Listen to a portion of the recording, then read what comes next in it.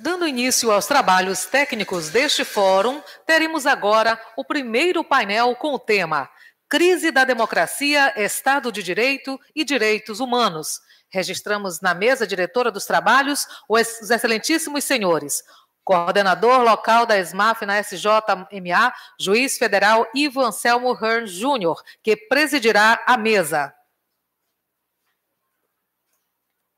E o professor Sebastian Scherer. Com a palavra, o senhor presidente da mesa.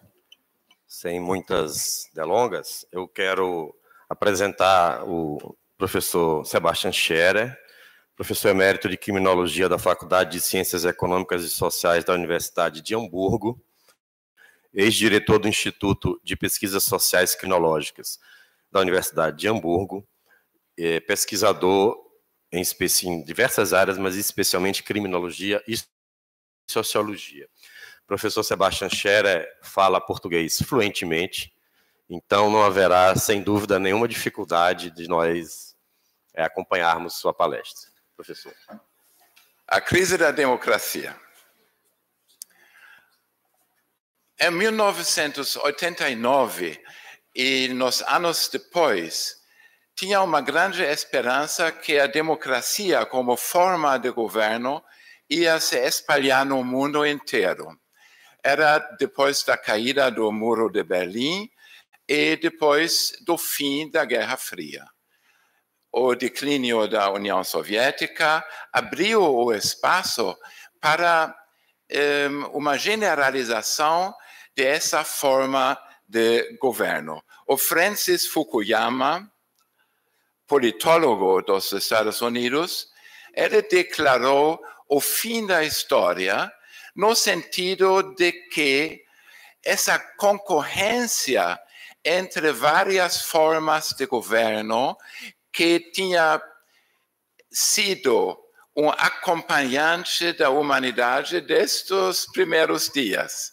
Monarquia absoluta, monarquia constitucional, democracia, fascismo, comunismo.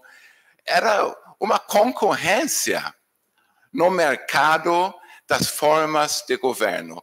E Francis Fukuyama declarou em 1992 que essa concorrência tinha chegado a um fim permanente porque não sobrou nenhuma forma de governo fora da democracia liberal. Liberal democracy tipo Estados Unidos, tipo Westminster. E, de fato, não tinha nada. Tinha Coreia do Norte, tinha Cuba, tinha China, mas tudo parecia se desenvolver numa só direção, que era a democracia.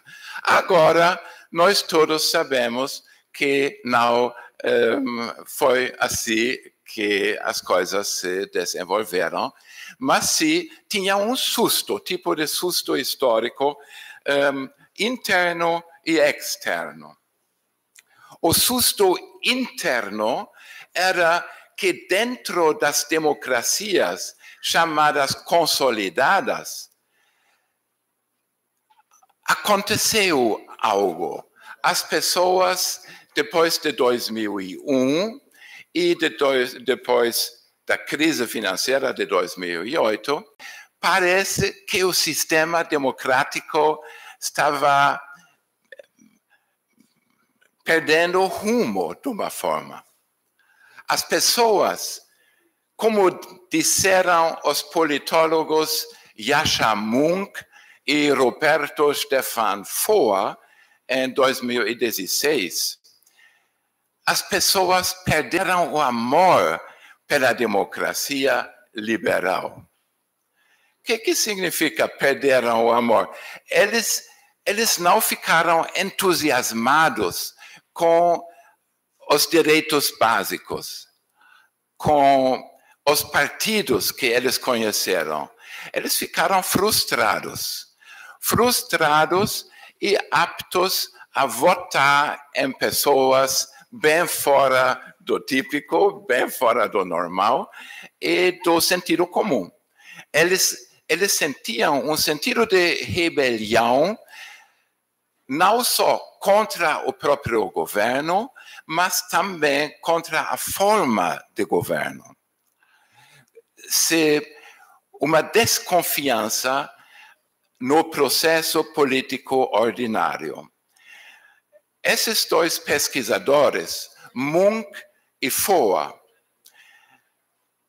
eles comparavam as atitudes e as opiniões dos jovens adultos da década de 80 e 90 com a atitude e as opiniões dos jovens adultos em 2010 ou 15. Eles revelaram que os jovens adultos de 2015 eram bastante mais desconfiantes da democracia em si. Por exemplo, tinha uma questão que era, no caso de que um governo normal não cumprisse as suas funções de uma maneira boa, o que vocês acharam dos militares tomarem o governo? Faz 30 anos, os jovens adultos eram completamente contra essa ideia nos Estados Unidos, na Inglaterra, na Alemanha, em 20 países. Só em 16 falou que era uma boa ideia os militares assumirem o controle. Agora, os jovens adultos de 2015 eram em 6 que falaram seria bom, por que não? Então, foi um susto interno, foi a falta de crença na democracia dentro das democracias consolidadas.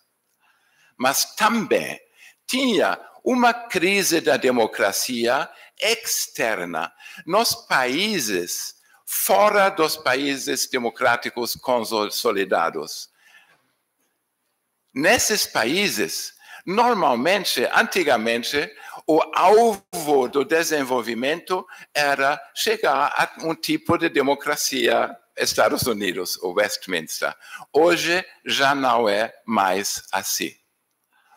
Hoje, esses países se orientam lá pela China, pela Singapura, por países que não têm exatamente um sistema democrático de governo, mas que têm êxito, sucesso econômico, e onde dá para perceber que está progredindo, né? Não importa se for democrático ou não. Então, esse duplo choque, esse duplo susto que nós levamos, que a democracia entrou em crise internamente, mas também externamente, se manifestou numa tendência a um certo populismo, a um certo autoritarismo também.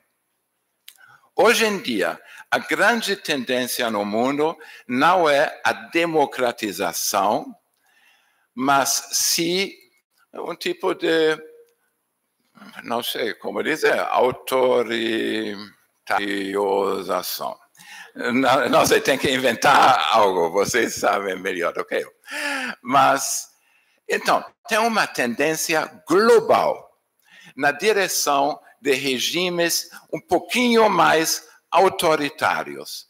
Esses regimes, eles não se declaram autocráticos, monarquia absoluta, não são autocracias, mas são regimes que são um pouquinho mais autoritários do que faz 20, 30 anos. Essa tendência ao autoritarismo não é necessariamente uma abolição da democracia como fachada ou como ideal, mas esse ideal está sendo colocado em questão mais abertamente, cada vez mais abertamente.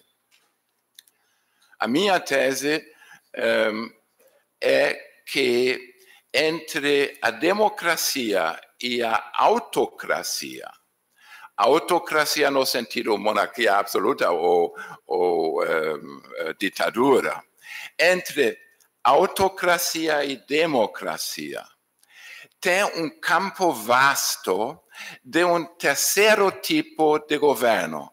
É uma forma de governo que alguns politólogos chamam de anocracia, porque tem partes de democracia, tem partes de um autoritarismo, tem aspectos anárquicos também. Quem inventou essa palavra era Martin Buber, no seu livro Caminhos no Paraíso, já faz tempo, mas não era exatamente nesse sentido que esse termo foi colocado nas ciências políticas, onde Ted Robert Gurr, em 1972, ele inventou ou reinventou esse conceito. A anocracia é uma forma de governo que não é exatamente uma democracia, mas também não é exatamente uma autocracia, né? Tem tendências de autoritarismo, mas também tem elementos de liberdade pessoal, de eleições, só que, por exemplo, típico para anocracias é que ou as regras da competição política ou a prática da competição política são um pouco tortadas. Não são completamente fair, no sentido inglês da palavra. Por exemplo, em 2017 e 2018, tinha 3 eleições marcantes. Uma eleição na Camboja, uma na Ruanda e outra no Egito. Na Camboja, uma democracia de aparência, tem um presidente que quis ser reeleito. Ele já estava no poder há 33 anos. Mas o povo não estava super contente com ele, então tinha 20 candidatos de outros partidos. E um candidato tinha a melhor chance de ganhar as eleições. Só que, pouco antes das eleições, o que ele fez era, ele conseguiu tirar a imunidade parlamentar desse candidato da oposição, fez ele preso, destruiu o partido dele, proibiu o órgão de imprensa do partido, arruinou esse partido. Depois chegaram as eleições e os 19 candidatos da oposição conseguiram tudo junto, mais ou menos 30% dos votos. Ele venceu muito bem, tranquilo, com mais de 70% dos votos, se bem que a população, antes dessas eleições, não estava muito contente com ele, não. No Egito, tinha 6 candidatos contra o general Sisi em 2018. 5 desses 6 candidatos retiraram a candidatura pouco tempo antes, poucos dias depois de declarar oficialmente a intenção de se candidatar, retiraram. Falaram, não, agora não é o momento de se candidatar, de medo de prisão, né? Ou de medo de execução ou de desaparecer. Um candidato surgiu que era um bom amigo do presidente e um fiel servidor do presidente, e ele não conseguiu roubar muitos votos, não. O candidato do governo ganhou com 97% dos votos. Na Ruanda, desapareceram muitos candidatos e Um candidato que estava vivendo fora, no exílio, um padre, ele nem conseguiu embarcar o avião para Ruanda, tentou 3 vezes, mas sempre foi recusado a embarcar. Outros candidatos desapareceram ou foram colocados na prisão. Então, o feliz candidato da Ruanda ganhou com 98,8% dos votos. Todos esses países são países chamados democráticos. Eles têm eleições, eles têm imprensa, etc. Mas algo nas regras da competição política ou algo na prática da competição política não está dando muito certo, não. Também outra característica dessas anocracias é que não tem métodos muito estáveis para responder institucionalmente a queixas da população. O Estado de Direito se define que cada indivíduo tem o direito de deixar controlar os atos do executivo que atingem a ele através da justiça. Se esse mecanismo não funciona, então o Estado de Direito não funciona, não existe. Todas essas anocracias têm problemas com o controle do executivo.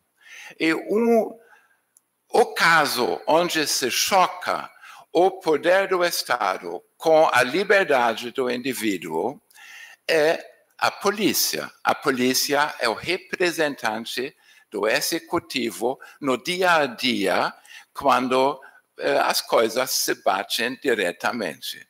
É o mais visível confronto, a mais visível divisa entre o poder do Estado e a liberdade da pessoa. E em anocracias, o fenômeno típico é que o discurso público se focaliza nas competências da polícia. Tem uma tendência de dizer a polícia deve fazer mais do que a lei, estritamente falando, permite. Porque a polícia é representante da autoridade do Estado, e se a gente deixa a autoridade do Estado avacalhar, então o Estado cai. Nós todos sabemos que o potencial de violência da polícia é muito grande em todos os países do mundo. Mas o direito de usar violência física contra as pessoas é muito estreita. A competência é muito pequena. Só pode usar violência física na necessidade de defesa, quando não tem outro jeito, é a última ratio, etc., etc. Quando um suspeito já está sem defesa nas mãos da polícia, a polícia, em circunstância nenhuma, tem o direito de aplicar violência. Não pode bater, não pode torturar, não pode matar. Isso é lógico, faz parte do Estado de Direito. Agora, quando isso não existe, quando a polícia age diferentemente, isso coloca em questão o sentido, a essência dos direitos humanos, do Estado de Direito e do funcionamento da democracia. Quando o governo começa a legitimar violência sistemática, intencional, ilegal, quando o governo começa a legitimar esse tipo de violência abertamente, dizendo que a polícia deve agir assim.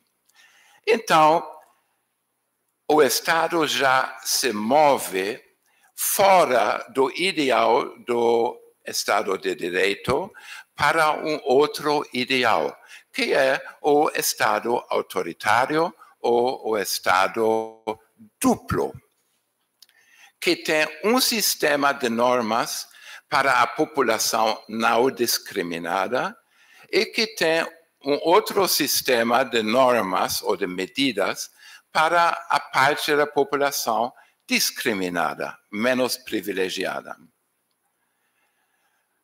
Para os menos privilegiados, numa sociedade onde o Estado legitima o uso ilegal de violência contra sujeitos menos privilegiados, num Estado desse tipo, tem uma racha entre não só a sociedade, uma parte privilegiada, na qual se aplicam as normas e a Constituição, e uma outra parte menos privilegiada, sem direitos básicos, mas também uma racha social e jurídica. É o que Ernst Fraenkel, nos anos 30, analisou como o Estado duplo. O Estado duplo tem os direitos fundamentais para os não discriminados. Parece Estado de Direito, só que não é, porque Estado de Direito só existe quando é para todos, né? Mas uma parte da sociedade vive como se vivesse num Estado de Direito, com todos os privilégios, direitos, processos para lá, para cá, mas tem outra parte sem acesso ao direito. Para eles, a polícia é o Estado. Para eles, a polícia é o soberano. É o que Giorgio Agamben chama de polícia soberana. Agora, normalmente, nós pensamos que era um fenômeno transitório, passageiro, uma pequena falta na democracia que, ao longo do tempo, a gente vai melhorando e a gente vai acordando todos os direitos para todo mundo. Olha, as análises da politologia de hoje em dia não dão crença para esse tipo de pensamento, que são pequenas falhas na democracia que vão melhorar com o tempo. O contrário é o caso. Por quê? Primeiro, o número das democracias está diminuindo. Hoje em dia, só 11% dos países são democracias funcionais. Segundo, entre 1989 e 2013, o número de anocracias cresceu de 30 a 53 países. Terceiro, tem um desenvolvimento muito pouco conhecido, mas super relevante. É o desenvolvimento de uma polícia transgressora oficializada. É a polícia que transgride os limites da lei na sua atuação diariamente, sistematicamente e oficialmente. Normalmente, as transgressões da polícia, no sentido de execuções extrajudiciais, normalmente isso é uma coisa de consciência pesada. É uma coisa que o Estado oficial não quer admitir e nunca ia apoiar oficialmente. Hoje em dia, nós estamos vivendo numa fase nova na história. Por quê? Em 2003, tinha uma campanha oficial de matança de criminosos na Tailândia. O chefe, o primeiro-ministro Thaksin Shinawatra, de Tailândia, ele declarou o estado de exceção, não formalmente, mas informalmente, só discursando, falou que tem drogas demais nesse país, tem que acabar uma vez para sempre com as drogas. E eu vou liberar a punição, todo mundo que esteja com drogas, traficantes, etc., para 3 meses. Depois de 3 meses, ele teria liberado a Tailândia das anfetaminas, né? Era cocaína, heroína, né? Pequenas pilas de anfetamina com cafeína ainda mais. Olha, mataram muita gente e confiscaram 23 milhões de remédios, anfetaminas, colocaram 100 mil pessoas em tratamento forçado, mas mataram muitas pessoas.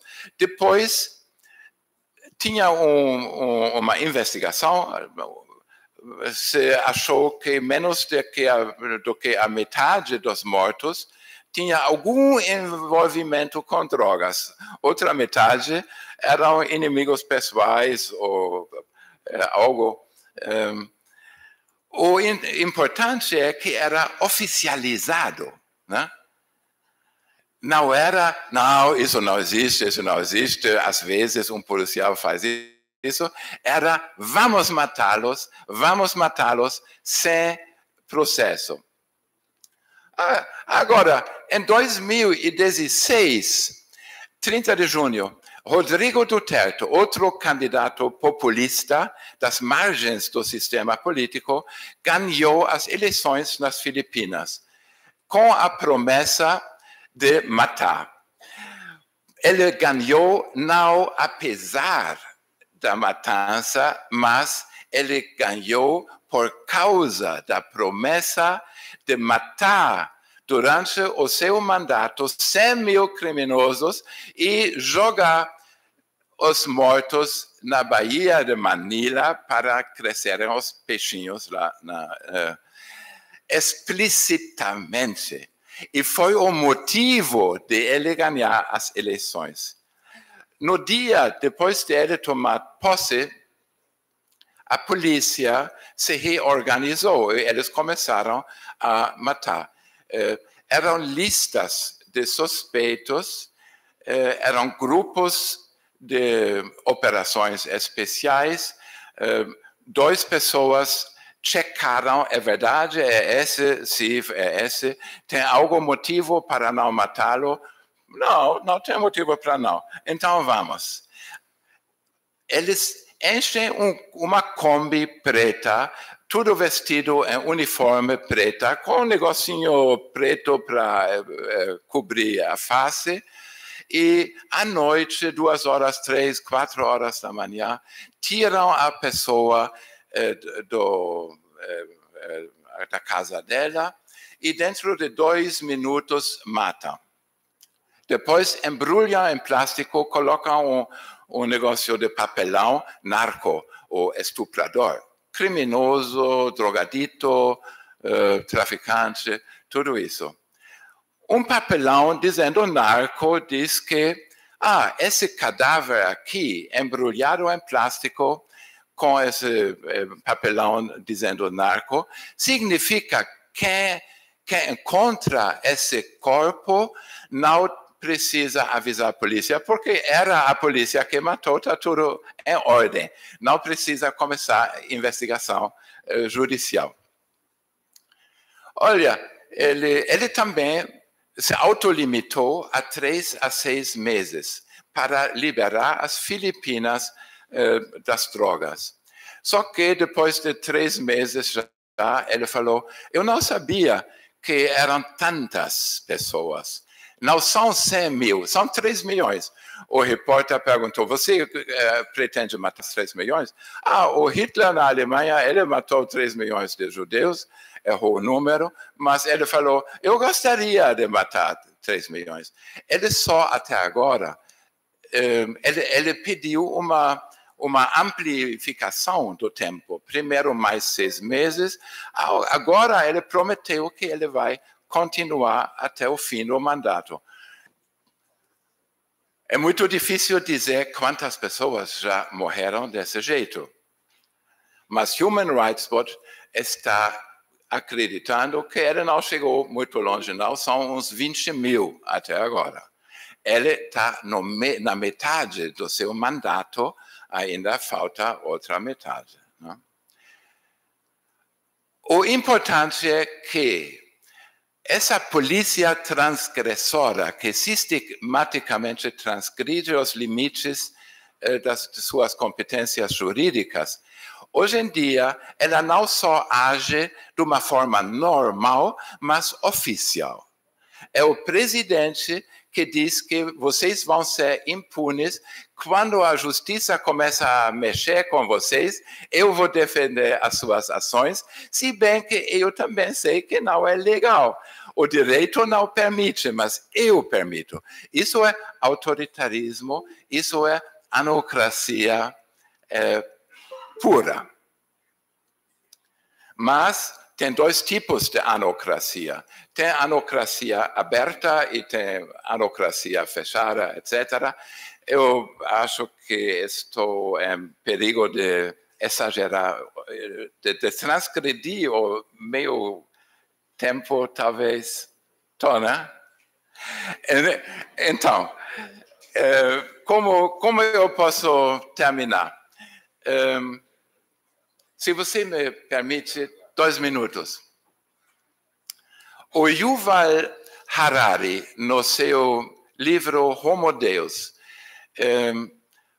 a gente acha em tudo que é livraria no aeroporto, mas não significa que ele não tem qualidade.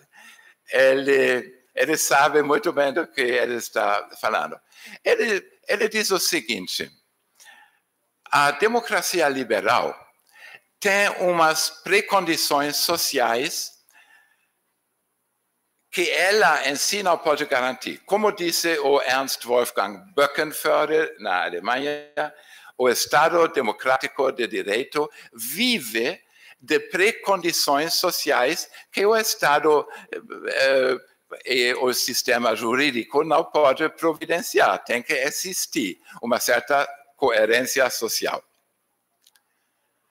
Olha, no futuro, nós vamos viver uma tentação terrível.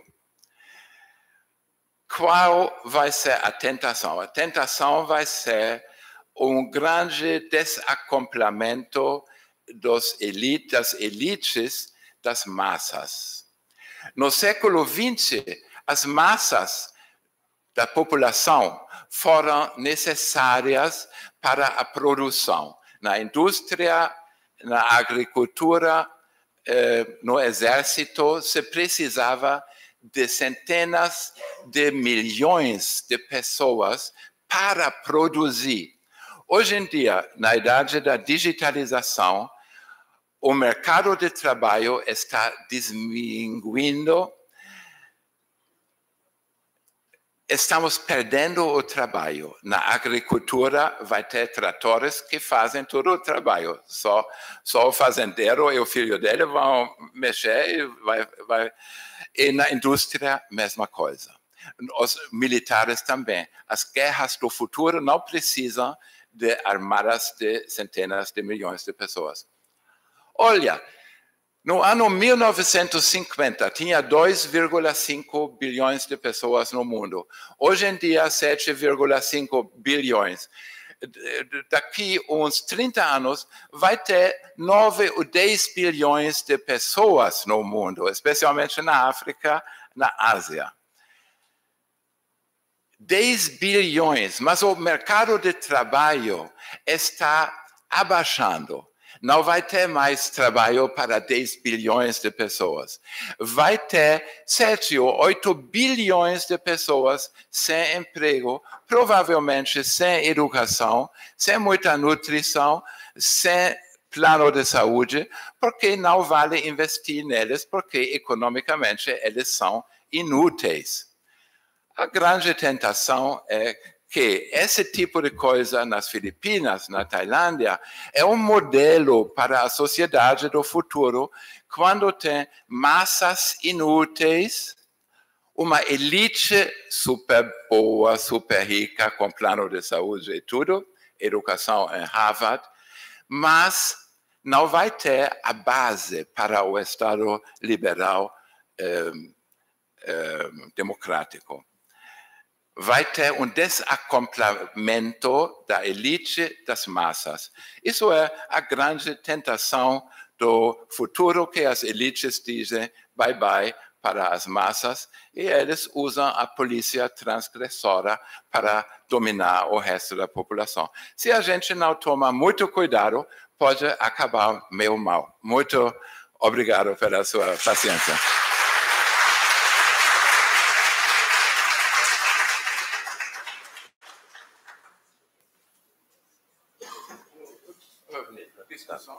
Sim, abriu um pouco. Bem, muito obrigado, professor Sebastian Scherer, que nos fez, além de um panorama histórico da democracia liberal e de sua crise, nos aponta para o risco desse sistema que nós considerávamos tão vigoroso, esse risco que está diante dos nossos olhos nas últimas décadas, e que no final da fala ele fez um link, uma ligação que eu considero muito importante, professor, do sistema econômico, da crise, das mudanças do sistema econômico com o sistema político. Essa ligação, essa crise de ambos é preocupante e inevitável. O que nos leva a, não só como indivíduos, mas principalmente como membros de instituições importantes do Estado, ao dever de ficarmos extremamente alertas para que, como ouvimos na palestra do professor Scherer, que os discursos e a retórica de ódio e de violência não são apenas meros discursos vazios, eles são, de fato, extremamente perigosos. E esses discursos, a experiência histórica nos mostra, no Brasil, na Alemanha, em outros países que passaram por regimes totalitários, nos mostra que os discursos aos quais não damos importância é que irão fermentar e permitir que, infelizmente, regimes de exceção surjam. Então, o Brasil vive isso, outras democracias, a considerada, como os Estados Unidos, também vive esse momento em que o discurso de ódio, a retórica da violência se espraia na sociedade, e é nosso dever ficarmos alertas. Nós estamos um pouco atrasados, mas há espaço para que nós possamos ouvir perguntas, questionamentos da plateia. Por favor, quem tiver alguma manifestação por escrito ou oral, ou podemos conversar também no intervalo, mas quem tiver alguma manifestação, por favor. Professor, se está 53 democracias, eu estaria no meio dela, se o senhor avalia que a gente está preenchendo aí os... Bom dia a todos. A indagar o professor se, nesse incremento de democracias no mundo aí, se o senhor tem uma avaliação acerca do Brasil, como é que nós estaríamos nos distanciando ou nos aproximando de uma delas? Olha, vocês todos sabem mais do Brasil do que eu.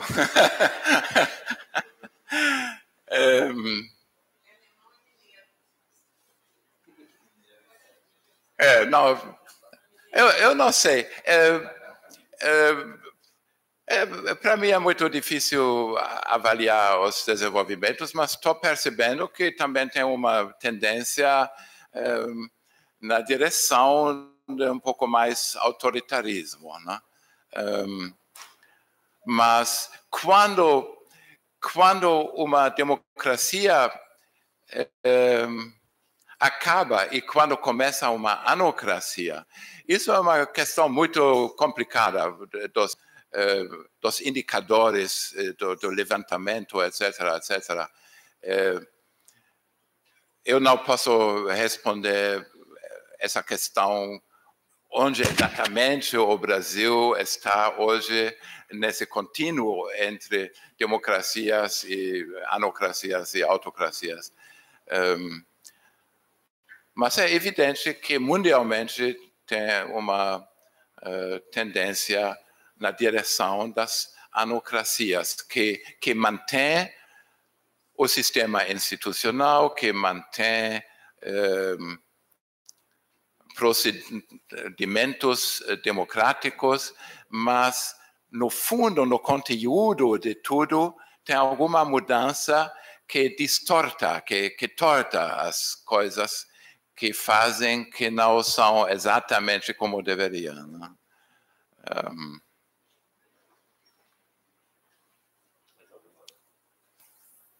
Aqui, doutor Arthur Feijó, nosso colega da Seção Judiciária do Maranhão. Professor, muito obrigado pela sua palestra, foi realmente muito boa. Muito obrigado mesmo por ter vindo aqui conversar com a gente hoje. A minha dúvida é a seguinte: a democracia, a gente sabe que tem uma base filosófica muito sólida, que vem mesmo desde a Grécia Antiga. Então, são pensamentos que são construídos ao longo de séculos e por uma doutrina forte que estruturou o que é a democracia. De onde é que está vindo esse pensamento autoritário, que de uma hora para outra, pelo menos aparentemente, sem essa base filosófica exposta ao público, está ganhando tanta força? Se fala da questão econômica, mas há algo relacionado com a questão sociocultural ou filosófica por trás disso? Tem algum apontamento nesse sentido? É muito boa pergunta, mas tem um risco de eu me perder em vários rumos. Não é que o autoritarismo não tenha uma base filosófica. Pode ser um autoritarismo disfarçado que diz que o nosso sistema autoritário não é antidemocrático, é a democracia verdadeira. O Rousseau, com a ideia dele da volonté geral, tem outro pensamento do que o Locke, e diz que tem que ter um conceito do povo, o que o povo quer vai se materializar na expressão autoritária dos que são o povo, da volonté geral. A China, o Partido Comunista da China, diz que nós somos o povo. É o conceito do povo. Os uigures, lá da província Xinjiang, eles não pertencem.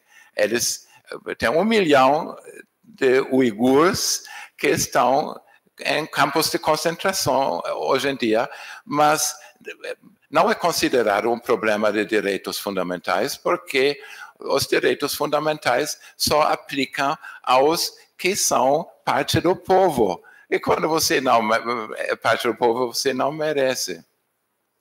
Olha, na Grécia Antiga, em Atenas, é o berço da democracia, mas mulher votou, não. E escravo votou, também não. E escravidão tinha, sim. Então, era o berço da democracia com escravidão, com discriminação de mulheres. Hoje em dia a gente ia dizer, que tipo de democracia é essa? Mas foi uma democracia muito mais democrática que Esparta, no sul do Peloponês, onde tinha uma mistura entre monarquia e autoritarismo ou democracia. E eles tiveram 7 vezes mais ilotas, sem direito nenhum, escravos do Estado, do que os próprios moradores da Esparta. Também, olha, para mim, a grande tentação para o futuro é uma nova Esparta, porque o relacionamento numérico entre as elites e os marginais vai ser mais ou menos como na Esparta. Tinha um espartano e tinha uns 7 ilotas sem direito. E funcionou bem. Vocês sabem que Esparta perdurou quase 1000 anos, de 800 a.C. até 146 depois de Cristo, sem uma única revolta dos menos privilegiados. Não tinha nem uma revolta dos ilotas contra Esparta. Era um sistema de domínio das elites perfeito. Também a polícia de Esparta chamava cripteia, porque era agindo à noite e fazendo o quê? Eles esconderam no campo onde moravam os ilotas e de noite entravam nas casas dos escravos, mataram os mais fortes para tirar as cabeças de uma possível revolta. Era um assassinato que também era contra a lei de Esparta. Mas Esparta achou o truque de declarar guerra aos ilotas anualmente. Assim, a gente falou, estamos em guerra, podemos fazer isso. Mas era um truque para acalmar os deuses que poderiam ficar com raiva quando eles percebem esse tipo de assassinato. Então, eles inventaram esse método de oficializar o assassinato dos potenciais líderes de uma revolta dos menos privilegiados. A grande tentação para o futuro, quando tem 8 bilhões de pessoas das classes inúteis, vai ser reinventar um método de controle social um pouco parecido a Esparta. Tem mais uma inscrição, 2, 3. E aí eu vou encerrar nessas 3 para que nós possamos avançar. Professor Igor, na ordem de solicitação. Bom dia, professor Scherer. Bom dia a todos e a todas. Professor, às vésperas da eleição brasileira do ano passado, a Datafolha, o Instituto Datafolha, publicou uma pesquisa de opinião que dizia que, para a população brasileira, a democracia ainda era a melhor forma de governo em 70%. Para 70% da população, a democracia seria a melhor forma de governo, e 12% respondeu que a ditadura, abre aspas, seria boa em certas circunstâncias, fecha aspas. Na Espanha, o professor Castells, no seu último livro, acho que Ruptura, ele menciona o caso espanhol dos últimos anos com a formação de mais outros 2 partidos, o Podemos e o de direita, que agora eu esqueço o nome. Vários estados ou democracias consolidadas, como o senhor colocou, têm revelado um pouco disso. A sociedade, de uma maneira geral, acredita ainda na democracia como um valor universal, como aponta o professor Amartya Sen, mas há uma crise de legitimidade das instituições que representam essa democracia, como os partidos políticos e o Congresso Brasileiro, para citar outro exemplo. E isso não é só o Brasil, os Estados Unidos, a Itália e Israel passaram por isso mais recentemente com a formação, ou, na verdade, não formação, de alguns governos. O que me leva a perguntar ao senhor o seguinte: há caminhos dentro da formação da institucionalidade que a sociedade pode encontrar para a manutenção de valores democráticos como esses 70% apontam? Por exemplo, no Brasil, há 2 experiências, uma no estado do Pernambuco e outra no estado de São Paulo, de formação de mandatos coletivos, com representação partidária, mas em coletivos da sociedade que se apresentam ao legislativo para ocupar espaços institucionais. Então, a minha dúvida, e o que me persegue a cabeça dos últimos anos é exatamente isso. Como conciliar valores democráticos que, a princípio, continuam sendo valores da maioria da população mundial, ou pelo menos da população ocidental, em detrimento de uma crise de legitimidade onde partidos políticos no Brasil, na Espanha, na Itália, na França, na Alemanha, são extremamente renegados como representantes dessa democracia liberal e onde os parlamentos também não têm um bom apreço assim, pela população. Como é que é possível conciliar, se é possível conciliar, em que aspectos é possível conciliar a manutenção desses valores? Obrigado. Obrigado a você, viu?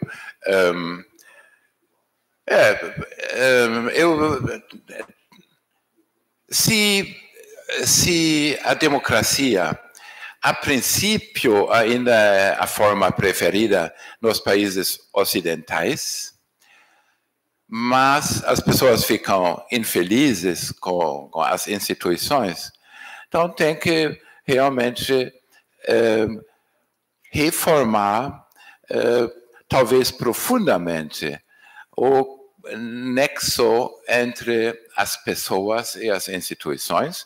Você mencionou exemplos e,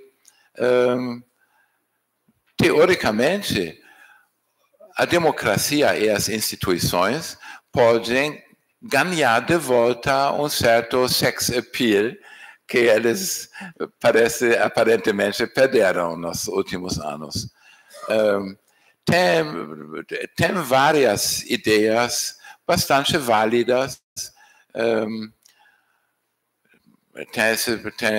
Tem conselhos de cidadãos que desenvolvem caminhos para resolver conflitos antagonísticos, como na Irlanda do Norte tinha, etc. Eu acho que tem caminhos para cuidadosamente, mas também fundamentalmente, revitalizar o processo democrático. Mas não tem garantia que vai funcionar. Outra coisa que me está preocupando hoje em dia são as sociedades não ocidentais. Esse exemplo da Tailândia e o exemplo das Filipinas, a gente pensa que é um pouco excêntrico e um tipo de acidente, mas não é. Por que não é? O caráter de um fenômeno político se define através da reação social. Não é um caráter inerente. E a reação ao fenômeno nas Filipinas era super interessante e reveladora. Primeiro, o presidente Barack Obama falou: eu vou para as Filipinas, vou criticar a política abertamente antidemocrática do presidente Duterte. O Duterte, quando sabia que Obama ia criticar a política dele, ele xingou ele publicamente de filho de puta e pior. E o Barack então disse: não preciso ir às Filipinas. As Nações Unidas começaram inquérito, Comissão de Direitos Humanos. Quando o Rodrigo Duterte ouviu isso, ele falou: então podemos sair das Nações Unidas e vamos querer as nossas contribuições financeiras de volta. Quando a Corte Internacional Penal começou investigações contra o governo das Filipinas, ele tirou as Filipinas da assinatura do Estatuto de Roma. Então, saiu da Corte. Mas o sultão de Brunei falou: eu gosto da política dele. A Índia, 1,3 bilhão habitantes, falou: é nada mal o que faz o Duterte. Indonésia, 260 milhões de habitantes, falaram: é genial, vamos também copiar esta política. E tinha um chefe de polícia na Indonésia que falou: a vida de traficante é sem valor. E o chefe da polícia falou: agora eu vou inaugurar uma nova política das drogas, chama matar os traficantes. E tinha outra proposta de, em vez de colocar esse pessoal nas prisões, vamos colocar eles nas ilhas desabitadas. Nós temos 3 milhões de ilhas desabitadas e lá tem guarda que não custa nem um tostão, que são as piranhas e os leões, os tigres e as serpentes venenosas, e todos eles vão cuidar sem custar nada da segurança deles.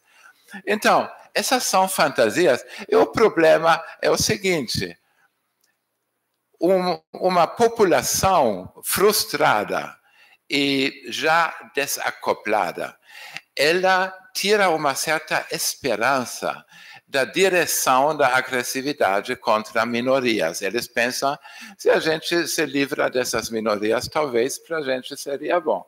É uma coisa trágica. Mas a política de Duterte nas Filipinas tem apoio popular como nunca tinha nenhum presidente das Filipinas. Ele começou com 70% de apoio popular nas pesquisas. Depois de começar essa campanha sangrenta, chegou até 91% de aprovação popular. 91% não tem uma Angela Merkel na vida. Ela tem uns 50%, às vezes 30%, etc. 91% nas pesquisas. É uma coisa incrível. E ele tem essas 91% por causa da política dele. E a China, 1,4 bilhões de habitantes, falou que nós estamos ao seu lado com a sua política. Que direitos humanos? Tem que defender a sociedade. E nós vamos até financiar a sua campanha, nós temos muito dinheiro, e nós vamos defender a sua posição contra as Nações Unidas. E quando tem alguma votação, nós vamos votar com as Filipinas contra os direitos humanos, né?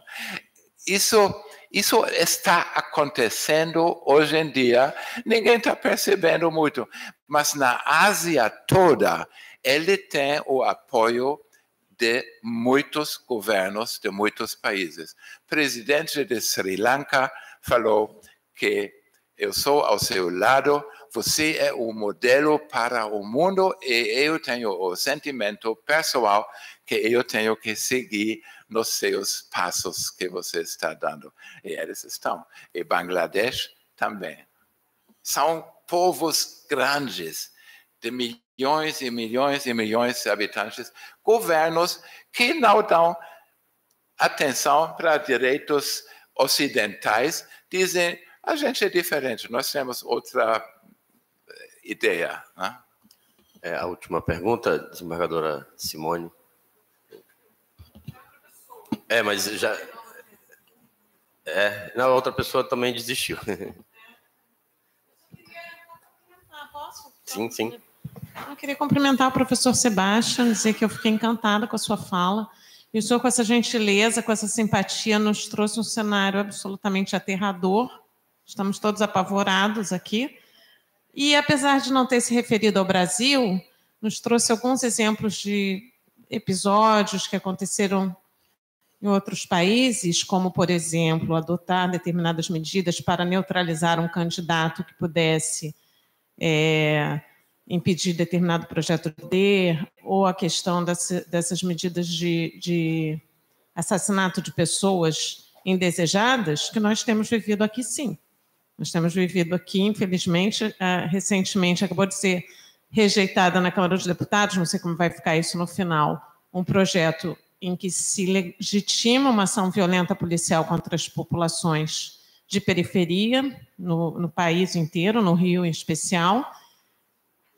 Houve uma campanha muito grande pela rejeição desse projeto, porque por trás dele estava uma fala do presidente da República de que esses policiais não podem ser punidos por agirem de forma exemplar quando eles matam pessoas. Tem várias falas muito contundentes do presidente da República. É só que a gente tem esperança de que isso seja apenas um momento que o Brasil está vivendo e que logo resgataremos uma racionalidade democrática, retomaremos um projeto civilizatório aqui, e com essa fala do senhor eu fiquei mais apavorada ainda. Então, mas, de qualquer maneira, é um prazer enorme ter ouvido o senhor. Muito obrigada pela sua palestra. Obrigada. E mais uma vez, obrigado ao professor Scherer. Vamos passar para a palestra seguinte. Obrigado a todos. Obrigado.